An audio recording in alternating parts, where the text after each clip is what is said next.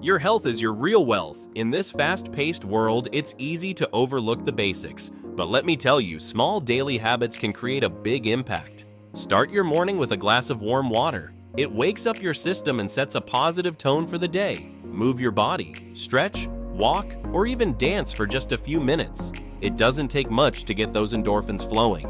Opt for whole foods instead of processed snacks. Fill your plate with vibrant fruits and vegetables. They're not just pretty, they're packed with nutrients.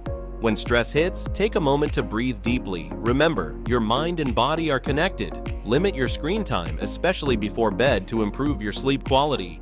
Hydrate. Your brain, skin, and energy levels will thank you. And don't underestimate the power of rest. Sleep is when your body heals and recharges. You don't need to overhaul your life overnight. Start small, stay consistent, and be kind to yourself. Health is a journey, not a race.